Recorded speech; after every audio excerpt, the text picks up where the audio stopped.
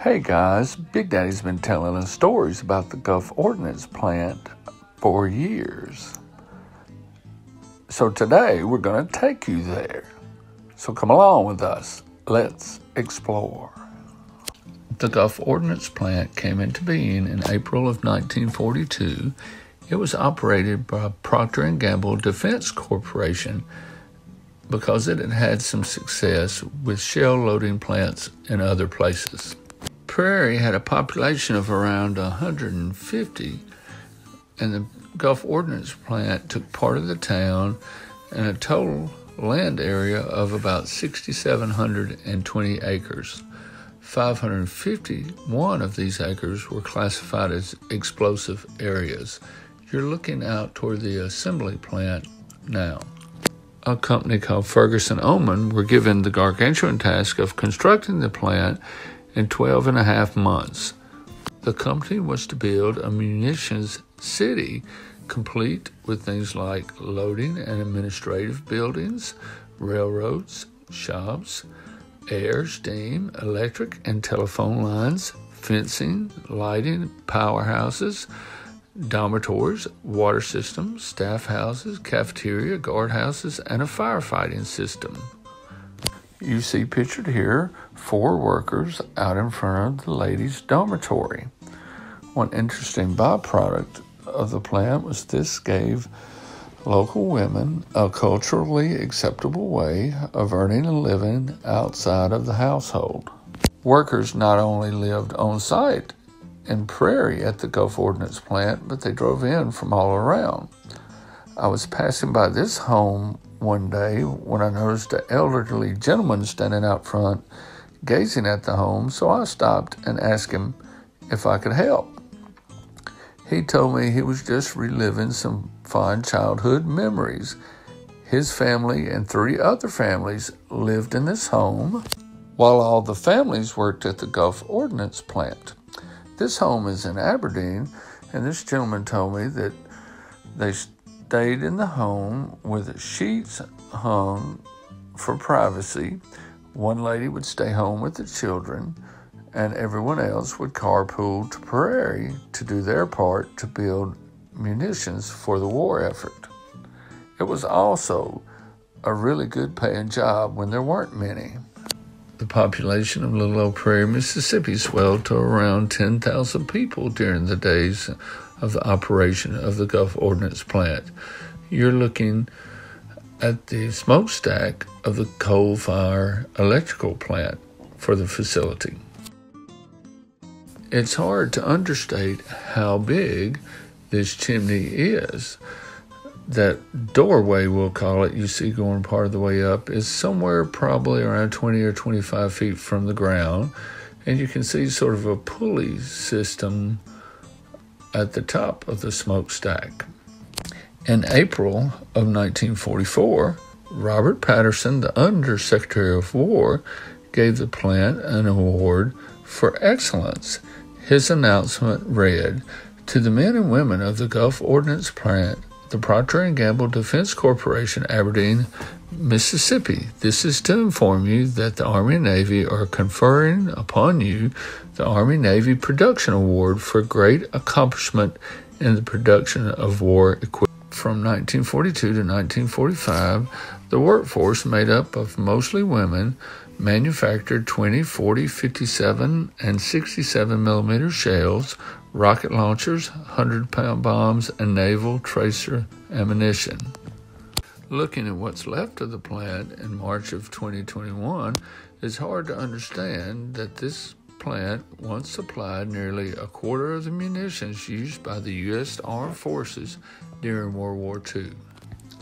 It was kind of eerie walking around the plant, and hard to imagine what it must have been like back in 1943 and 44. You notice all the buzzards on the roof.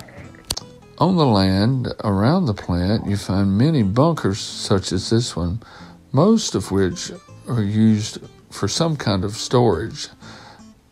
I've been in some that were used as hay barns and others to just store general things like the one you see here.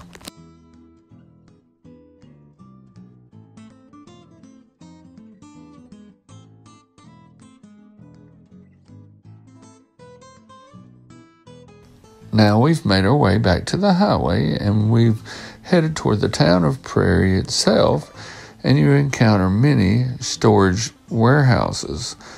You also see the phone headquarters and the brick building before you. I did not want to make my way into what is left of the plant itself because frankly, it just didn't look safe.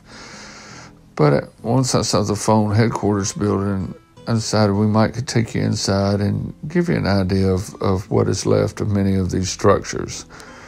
Mind you, the plant required such a headquarters building for its phone system back in the 40s. As we go inside and look around, you can tell, of course, you can see the restroom facilities through the door in front of you, and some old conduit and electrical wires hanging, and you can imagine the hustle and bustle of the place. But there's really not much left, of course, but just the shell of the building itself. We walked toward the corner of the office building and what I imagine to be a general office area of the building. There are no pictures of how things really looked because, well, they didn't take them. They were concerned with espionage and the like. So we really don't know exactly how many of these things were set up. I imagine myself sitting here at my desk, looking out the window at some of the storage facilities located here. One wonders what would have been stored in these facilities as I gazed out the window at them. Many of the people that can provide the answers to these questions are lost to us now, and many of these stories are going to be lost to time. This is the administrative building at the Gulf Ordinance plant facility. This, of course, is a historical marker that's located along the highway a little further toward the town of Prairie from the telephone headquarters building that you were at before. It pretty much tells you most of the information that you've already been told. One of the local folk tales I've not told you is that it's been rumored that Vernon Presley, Elvis's dad, worked at the plant for a while. You're looking toward the old school building in Prairie. It's hard to imagine the impact this plant had on Prairie, Mississippi, especially in an era right after the Great Depression. It put so many people to work for excellent wages for, well, the first time in their lives, certainly the first time for the women.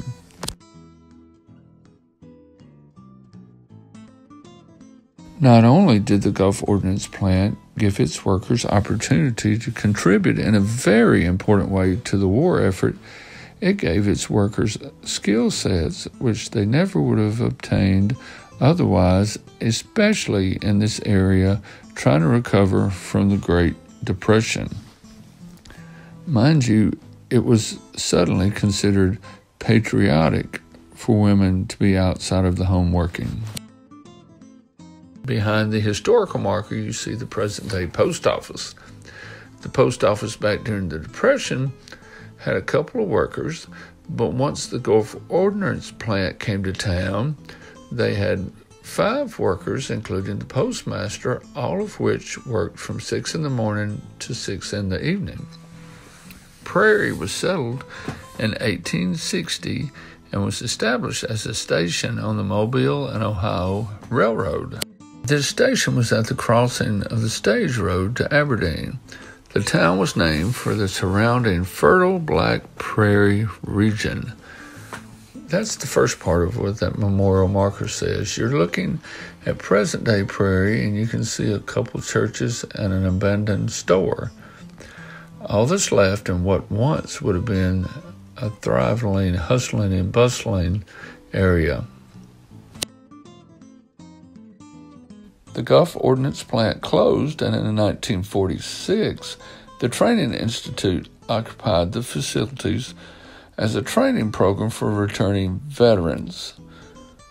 The area once again was filled with people, but most of these people moved in for a while, then moved out. Several interesting lives all originated in Prairie. There were a couple of U.S. representatives, a dean of the law school at Ole Miss, and even a baseball player. This pitcher's name was Guy Bush. Mr. Bush played for the Chicago Cubs and the Pittsburgh Pirates in the early 20s and 30s. This is Mr. Bush's bubblegum card. He, of course, is pictured in a Cubs uniform, but on May the 25th, 1935, he was pitching for the Pittsburgh Pirates when they were playing the Braves, and he was the pitcher of record when Babe Ruth hit his final home run, number 714. This was a 600-foot blast and the first to clear the grandstands in right field at Forbes Field. Big Daddy and I hope you've enjoyed your visit to the Gulf Ordinance plant and Prairie, Mississippi today. We hope you've learned something about this small little hamlet in northeast Mississippi and the impact it has had on our world. Thank you.